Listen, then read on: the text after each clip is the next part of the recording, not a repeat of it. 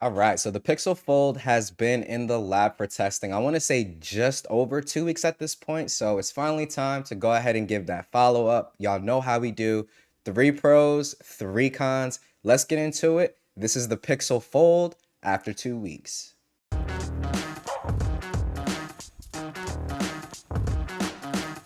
All right, so kicking things off, I want to go ahead and start with the pro side first. I think overall, Google got quite a lot right with this device. So I feel as though it's fair to go ahead and talk about those things first, and then we'll go ahead and get into some of those cons. Some of them, I'm not going to say that they're deal breakers or anything like that, but there's definitely some pretty major things that I think Google needs to address via software and via, if not possible via software, via the next generation of this particular device. So let's go ahead and start with the pro side. And the first thing we're going to go ahead and talk about is going to be the hardware. So the hardware on the Pixel Fold. The hinge for Google's kind of, and that's kind of where I want to start because a folding phone is super, stringent on how well the hinge, interacts, or how your interaction is with the hinge. The hinge itself feels really, really solid, especially for, Google's first go at a folding phone. I get major Surface Duo vibes whenever I'm using the Google Pixel Fold. And I think that that's a big compliment to not just Google, but to also to Microsoft on being able to come out with, a hinge that dope. Let me take off this case really quick. That way we can kind of admire the beauty.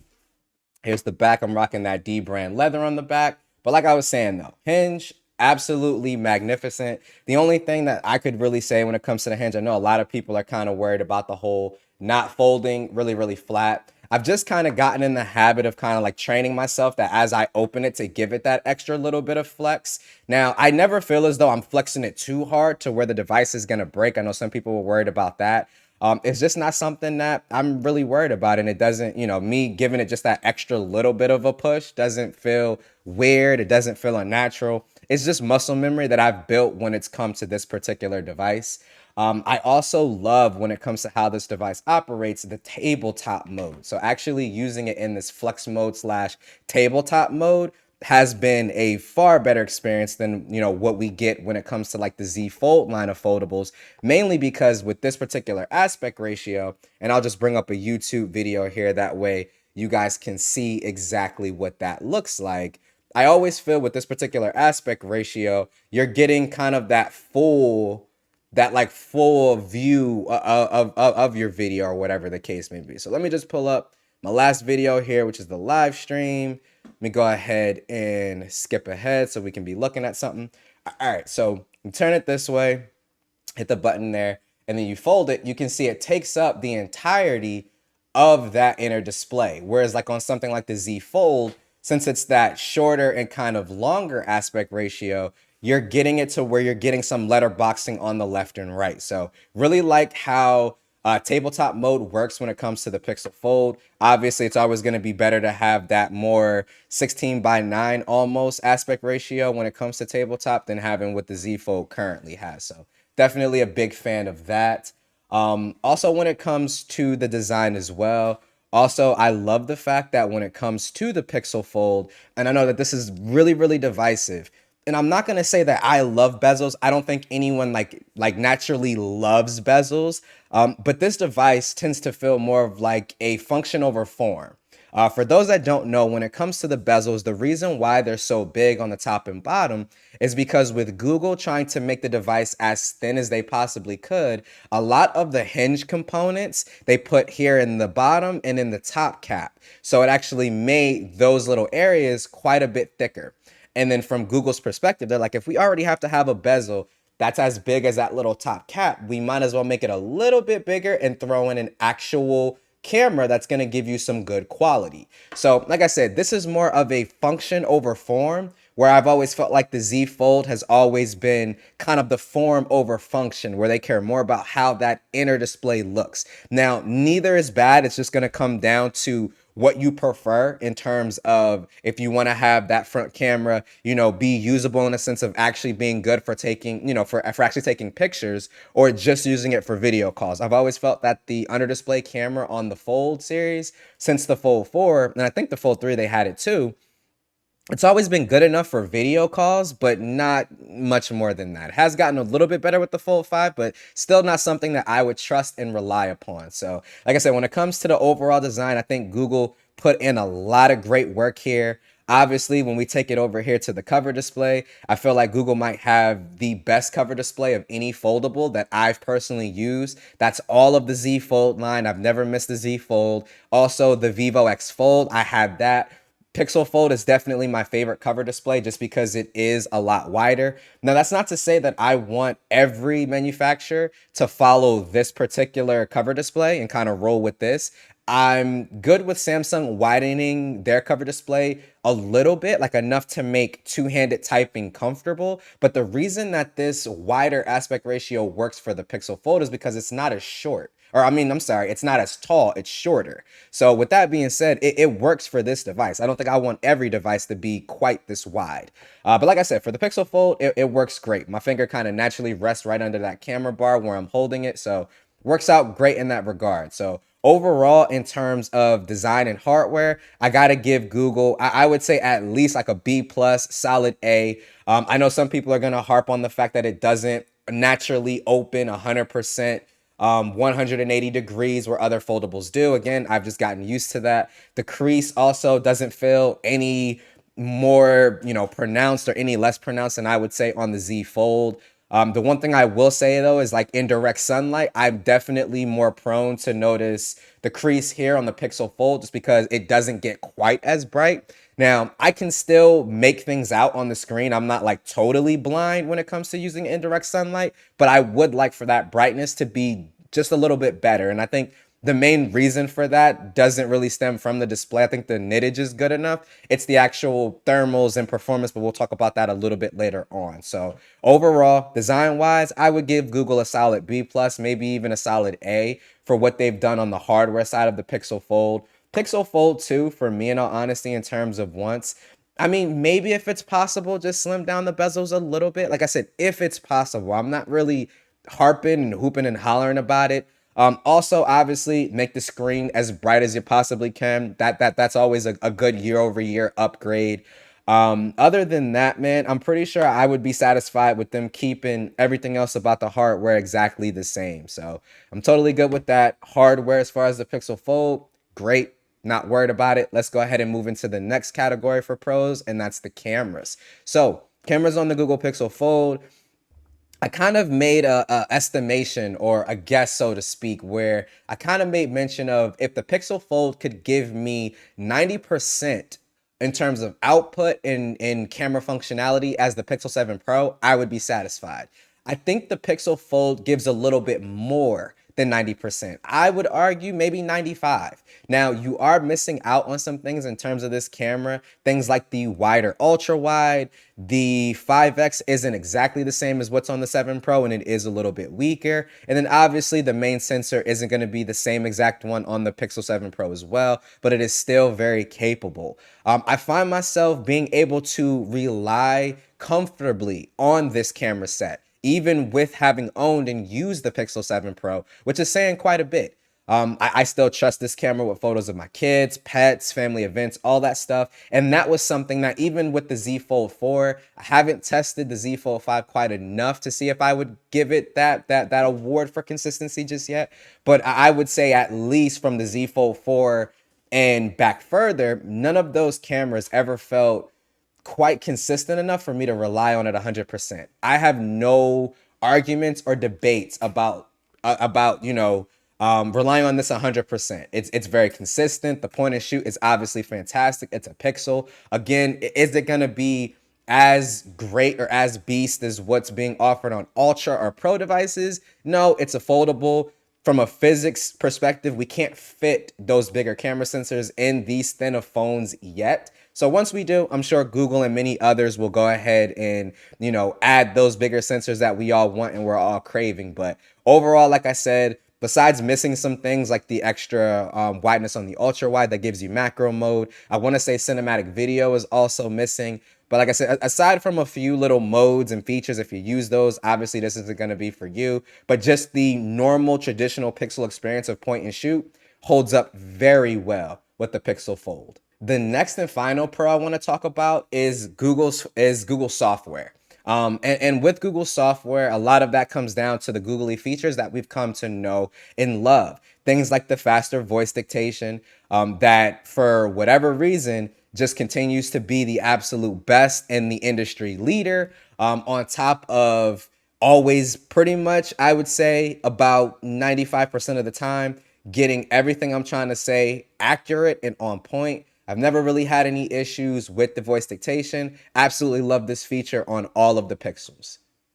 So as you can see, dictated it, no problem at all. Other things like having call screen, like I said, those googly type of features, making it over to Google's Foldable was kind of like a table stake at that point. You know, we kind of expected that. We knew it was coming. But just to see him here is really, really awesome. You're also getting the speed, the fluidity, you know, even transitioning to that inner display. I find that I enjoy that more on this device than I do like on the Galaxies. It's a little bit more janky and more abrupt going from cover screen to inside screen. You can kind of see that little animation with, here, I'll try to see if I can get it on camera, but like you'll see like a little animation with your widgets and folders and things kind of shrinking in. And then as you open it, kind of coming out. So like I said, really, really like what Google is doing in terms of their software. It's fast, it's fluid, even running the Tensor 2, which so many people have said it's a mid-range processor, it's not good enough, whatever. I've never had any issues in terms of the actual performance side. So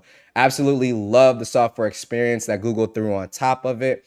But what I want to do now is go ahead and pivot to the con side. And the reason why I framed it that way is because while I absolutely love Google's software when it comes to the Pixel Fold, there's a whole nother side of software that has to be, you know, optimized and kind of entertained whenever you're talking about a foldable. And I'll kind of just classify it as foldable software, right? Things like how your inner cover screen transitions to the outer cover and vice versa. Things like, you know, how the flex tabletop and all of that stuff works, right? So let's go ahead and get right into that. So first and foremost, like I said, I think that this is an amazing first gen and first attempt from Google. But there are some things that are just a given when talking about a foldable that I feel like absolutely should be here. So first, let's go ahead and talk about the kind of foldable software polish. So things like being able to have a different wallpaper on my inside screen versus my outside screen, right? As of right now, you can't do that on the Pixel Fold. Whatever wallpaper you set on your inside is going to also show up on the outside screen. And for some people, that's not going to be a big deal, but as we know, since you're rocking two different displays with two different aspect ratios, some wallpapers may look fantastic on this cover screen, but it won't crop correctly for the outside cover screen. Using the Wallpaper Engine app, which I actually have a video on if I haven't already uploaded and posted it yet, a lot of the wallpapers on there, I ran into an issue where it just didn't frame properly for the outside screen, but it framed perfectly for the inside screen. And I know first world issues, not that big of a deal, but just having the flexibility to be able to go, you know, different set of wallpapers for inside to outside. And then that also kind of runs true when we're talking about the experience of going between the different screens. And Google's kind of already halfway there. So I want to give you guys an example and let's see what app I can pull up to try to make that point. So let's do Boost, for example, which is my Reddit client. So once we have this load, we have Boost, the Reddit client here. Now we have it loaded. If I transition from the outside to the inside, you can see the transition is great. It's phenomenal. It works exactly as you would think. Now, if I close it, as you can see there, it just locks the phone. Now, I would like it if Google kind of gave the Oppo approach, maybe not the Galaxy approach of just automatically making all apps continue on the cover screen. Samsung kind of gives you the choice. I think Oppo, with their implementation is perfect. So the way that they have it and the way that I would like Google to steal it is if you have an app running on the inside screen and you close it, you get a little animation at the bottom saying you can swipe up. And when you swipe up, it continues the app on the cover screen. I would love to see Google do something like that. Having a foldable phone, you want your transition from, inside screen to outside screen and vice versa to be as seamless of a transition as possible. It's a difference in making your device feel like one fluid moving device between screens and everything, than from having it kind of feel a little disjointed, almost like the two screens aren't one device. It's almost like two separate devices, kind of. So definitely something that I want to see, Google work on. Now, the good news is with video apps, I'll see if I can pull the live stream back up. With video apps, whenever you're playing video apps, it works exactly the way that you would think it would. So let me go ahead and pull up that video again. It looks like the app might have force closed out. All right, so if I have this open and then I transition to the cover screen here, you can see it does continue. So Google is aware that you are gonna wanna have certain apps just continue onto the cover screen. So just give us a little bit more flexibility and choice in what actually you're gonna allow us to do. Like I said, if anything, just give us the option that Apple does. When I close it, give me the little animation. I'll swipe up if I wanna continue. If I don't wanna continue, then I'll just leave it and the phone can lock. So that's gonna kind of be the biggest thing with me when it comes to the foldable software side. Next up, when it comes to it, I want to talk about, and this is still technically software, but still separate, and that's the productivity side. So currently, Google does allow you to do, and I'll kind of grab two apps here. They do allow you to do side-by-side multitasking, and I love that when you're in this multitasking instance, it kind of gives you two full, or I won't say full screen, but it gives you two full-blown, slab phone style applications, which is dope because like if you're watching a live stream, and I clicked on the comment field by accident, but if you're watching a live stream, you can actually see, and I'll kind of play that, scrolling Reddit, you got your live stream chat and then your video up top. That works phenomenal. And even if you're not necessarily watching a live stream, you're watching a normal video and you want to rotate the Pixel Fold, let me click that. You can see it does give you top and bottom multitasking and the portrait orientation, which just makes sense. You're not going to want to do top and bottom for the for this orientation, the horizontal orientation. So absolutely love this. And obviously, you can scroll, watch a video, do your thing. So that's dope. However, this is the extent. This is about the most that you can do. Now, you can have picture in picture with YouTube. You can have, little bubble chaps with not Google Messenger, with just like the Messages app, little bubble chaps or chats, which that kind of counts as having like a third app open in my opinion, because you do technically have another application that you're running, but it isn't something like floating windows, which, like I said, in my opinion, for a foldable device, floating windows is kind of table stakes, because in all honesty, we've had floating apps and floating windows on devices far before foldables were a thing. Samsung was one of the first, if I'm not mistaken, to do it. And even if they weren't, every other Android OEM is currently doing floating apps or floating windows of some sort. Google does have freeform windows, but it's not polished. And it's buried in the developer settings, which I don't mind it being buried, but it's not floating windows the way that you would think about it. It kind of turns your Pixel Fold into like a desktop mode, and then you can open up applications in Windows, kind of like a DeX interface, but not quite as polished. So Google, I just want to see native support for just floating windows. You already have a great UI that can take advantage of it. Like, let's just say I wanted to open up Spotify, press and hold, and let me go in the middle here, and that'll bring up that app in a floating window. Even though it's not here currently, that is something that they can add with a feature drop or a software update. So Google, I'm looking forward to seeing that. The next thing from a productivity side, some people will say like, a DeX type mode, which I think that would benefit, having a device like the Pixel Fold also be able to be plugged into an external monitor and give you like a DeX style interface. That's always going to be convenient. But for me in particular, because I don't really use those modes, the next thing is app pairs. Anytime I get in my car, typically I'm going to be launching two apps together. It's going to be the YouTube app and the Maps app. I like to have the YouTube app because I'm listening to the audio, but for me, it's just something about having the video there as well. That's just, I don't know. It's not, I'm not going to say soothing, but I just tend to just do that. It is what it is. Trust me, I'm focused on driving. I promise.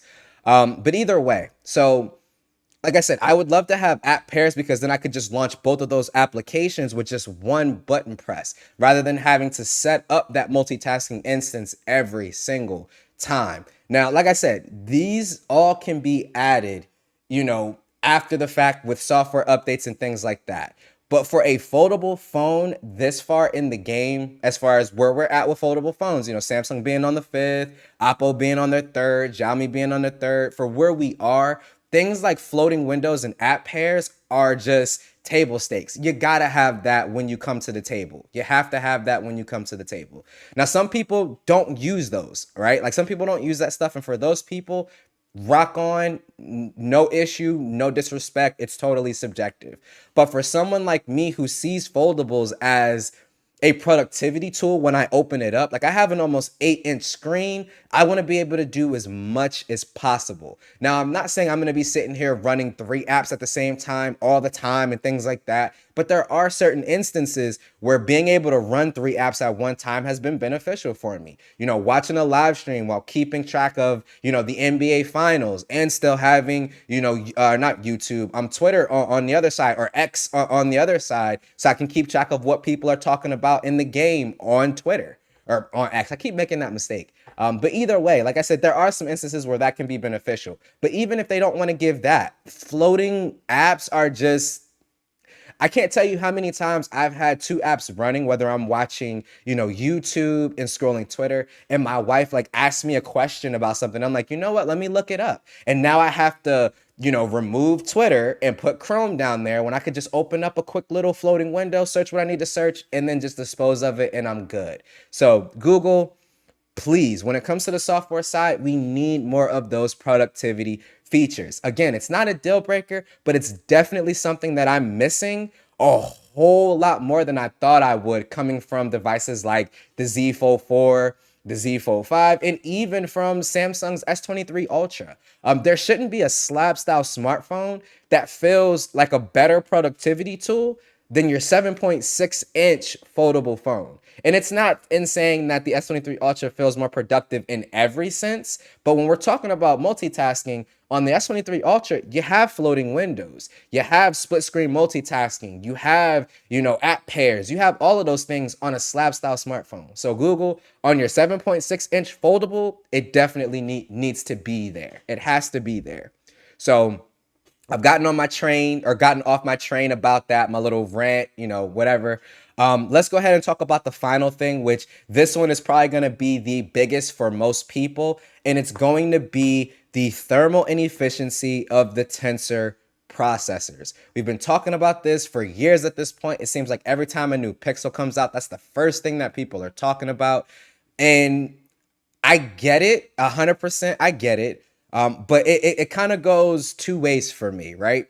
I've never had my Pixel Fold or Pixel 7 Pro overheat to the point where actual functionality is being, messed with or messed up or anything like that. Now, the phone does run warm, especially comparing it to other devices that I have, like the Z Fold 5, like the S23 Ultra, pretty much the phones that I have with the Snapdragon 8 Gen 2.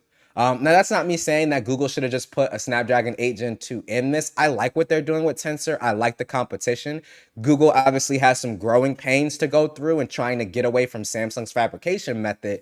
But like I said, all in all, if you're going into pretty much any Pixel, expect the device to run a little bit warmer. Yes, if it gets warm to where I can feel it through a case. Yes, if I'm just outside and it is, hot outside, even without me doing anything, I do feel the device start to get a little bit warm. Again, it hasn't gotten to the point where it's impeded any functionality, but you obviously don't want any of your devices, let alone $1,800 devices, to be warming up and you're not doing anything on the phone, especially when you have devices with the 8 Gen 2 in the same exact temperature, scenarios for me, in particular, and I have no thermal issues. It might be a smidge warm on the back where the processor is, and that's in like 96-degree weather, but it feels like 110 or 120. And like I said, my Snapdragon 8 Gen 2 devices, I might feel where the processor is get a little bit warm, but my Pixel, I can actually feel it getting hot, right? Like I said, again, I'm going to preface this by saying it's not overheating. Overheating means that, you're having functionality missing, or your refresh rate gets throttled, or your screen dims to where you can't see it. Things like that. I'm not having that, but I am feeling the device get warm, and I won't say warm, but I do feel the device getting hot. So Google, when it comes to the thermals, to the efficiency, we need to see some improvements just overall. I know the current game plan, is to move away from Samsung to go to TSMC in say like 2025. I'm honestly hoping that we can see some improvements to efficiency with this year's Tensor 3, being as though one, the modem itself is going to be moving from a 10 nanometer process. Yes, I know 10 nanometers all the way down to a 4. And then the actual chipset itself, the Tensor 3, is also being manufactured on Samsung's new and improved, supposedly, 4 nanometer process. So here's hoping that this is the year that we finally can put all the overheating and, battery life issues due to overheating to rest. Like I said, that was honestly kind of, like I said, the last con in my usage. I think to kind of bring things full circle, this is an amazing first step. And if I'm looking at where Google was before the release of the Pixel 6, I could never in my wildest dreams imagine them coming out with a device this polished and feeling this good for a first gen. Right? Are there going to be some things missing on the software and hardware side compared to, say, Samsung or Oppo or Vivo or Xiaomi? Yes, those manufacturers are on their second and third iterations of foldables, and there's still some things that Google gets right that not even those manufacturers are doing. So, like I said, Google, this was an amazing first step, an amazing foundation. Now we need to see what you guys are going to bring to the table to build on this form factor from a hardware and software perspective. So that's where I'm going to put a pin in this one. As always, thank you so much for the love and the support. But let me know in the comment section down below. Are you currently experiencing any issues with your Pixel Folds? How has your experience been? If you don't own a Pixel Fold, what's causing you not to jump on the bandwagon? Is it the price? Is it that you feel as though it's just not worth it? I want to talk all things Pixel Fold down in the comment section below. But as always, this is Ike's Tech Talk. I'll catch you all in the next video. Peace.